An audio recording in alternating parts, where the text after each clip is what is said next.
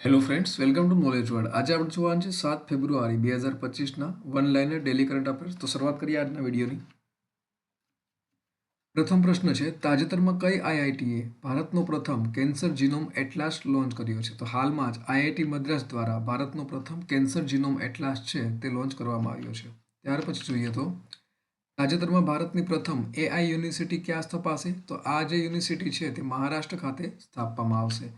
Next જોઈએ, તાજેતરમાં વિશ્વનો બીજો સૌથી મોટો મોબાઈલ ફોન ઉત્પાદક દેશ કોણ બન્યો છે? તો હાલમાં જ આપણો દેશ ભારત છે તે વિશ્વનો સૌથી મોટો બીજો મોબાઈલ ફોન ઉત્પાદક દેશ છે તે બન્યો છે, માટે ભારત આવશે. ત્યાર પછી જોઈએ આપણે, તાજેતરમાં ભારત સરકારે વિદેશી નાગરિકો માટે કઈ નવી વિઝા શ્રેણી શરૂ કરી છે? તો હાલમાં જ ભારત સરકાર દ્વારા આયુષ વિઝા શ્રેણી છે તે વિદેશી નાગરિકો માટે શરૂ કરવામાં આવી છે. તાજેતરના આઈસીસી T20 રેન્કિંગમાં કોણ ટોચ ઉપર છે? તો હાલમાં ટ્રેવિસ હેડ છે આઈસીસી T20 મેચમાં બેટિંગ રેન્કિંગમાં ટોચ પર છે. નેક્સ્ટ જોઈએ તો તાજેતરમાં કયા દેશની સરકારે કર્મચારીઓના અઠવાડિયાના કામના કલાકોમાં ઘટાડો કરવાનો નિર્ણય લીધો છે? તો હાલમાં જ આ જે નિર્ણય છે તે સ્પેન દેશની સરકાર દ્વારા લેવામાં આવ્યો છે. ત્યાર પછી જોઈએ તો તાજેતરમાં કયા દેશે સંયુક્ત રાષ્ટ્ર માનવ અધિકાર પરિષદ છોડી દીધી છે? તો હાલમાં જ અમેરિકા દ્વારા સંયુક્ત રાષ્ટ્ર માનવ અધિકાર પરિષદ છે તે છોડવામાં આવી છે.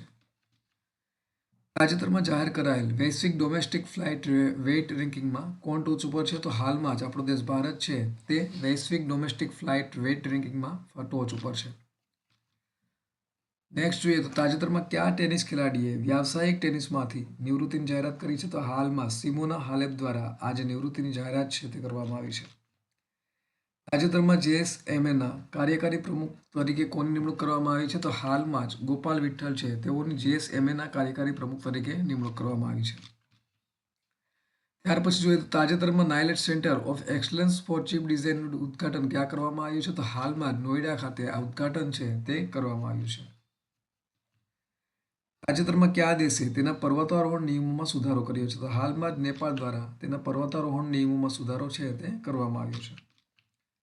તાજેતરમાં ડોગરીમાં સાહિત્ય અકાદમી પુરસ્કાર 2024 કોને એનાયત કરવામાં આવ્યો છે? તો હાલમાં જ ચમન અરોરાને આજે અકાદમી પુરસ્કાર 2024 છે તે એનાયત કરવામાં આવ્યો છે.